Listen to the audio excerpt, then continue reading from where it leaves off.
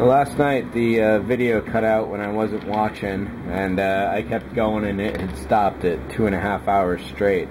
So missed a little bit last night, but not too much. I think the dish was fully assembled at that point, but what I hadn't done was to take a tube of squadron and run it along the entire perimeter. I gave it a quick filing down as well, or rather X-Acto shaving down while it was still semi-wet. It looks like I'm going to have to file the whole thing anyway, so that was probably not all that useful an exercise, but we'll find out when I get back to it. The engines aren't glued into the body yet, but they definitely got a lot more stable, that's for sure. So I do recommend doing the double popsicle stick in here and even filling up that area too, probably to keep it from sagging over time. I do have a chip right in there at the base I gotta fill. I put some squadron on it last night, but no avail. I had to cut these down as low as they could get, so because they were starting to interfere with each other in the body. I ran some squadron along the tops of all of these seams as well. I gotta prime them up and see how bad they really look. I'm sure it's not too good. This, I think, was the last thing I was working on when the video cut. So instead of slicing the top of this edge off, I should have just sliced into it across ways and then forced the popsicle sticks through, because in losing the height off that key, the dish no longer sits in there real nice, or at least as nice as it had before with a bit of a lock.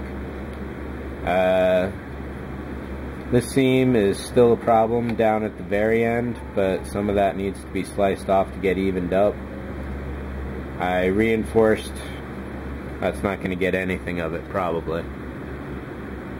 Oh, maybe there. So I reinforced the strong back with quarter slices of popsicle sticks, and then I started building up on top of that. The deck came out really nice. It's too bad I wasn't able to show that off.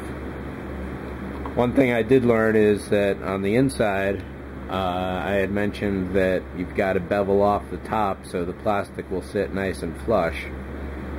So I went and put this popsicle stick in, totally forgot to bevel it off, and I got a really massive ugly seam down this side, and it was too late at that point.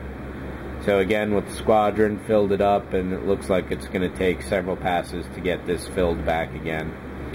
So I do want to keep it rounded and not get it misshapen.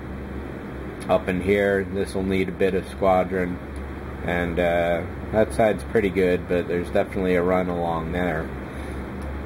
A bit of a run along here, but it's definitely worse back there, and that's pretty much it for this piece.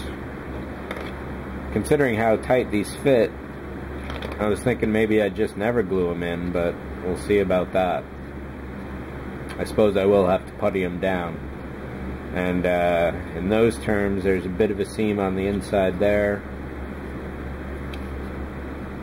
Definitely on the outside. Yeah, they'll both need it basically. But other than that, in about 4 hours, I took this a lot further than I had taken the Republic that I'm building now, and certainly the Ptolemy is nothing to compare, but definitely speed-wise, this got a lot faster, that's for sure, and it's more stable. Can't say more accurate, but having the hangar deck there like that is definitely a nice touch. And there's an accessory kit for the interior of the hangar deck for 25 bucks that I'm definitely going to get the next time I get one of these, which hopefully won't be too soon, because I have built a lot lately and I got other projects that are going. So that's it for this one, and catch you up on the next model.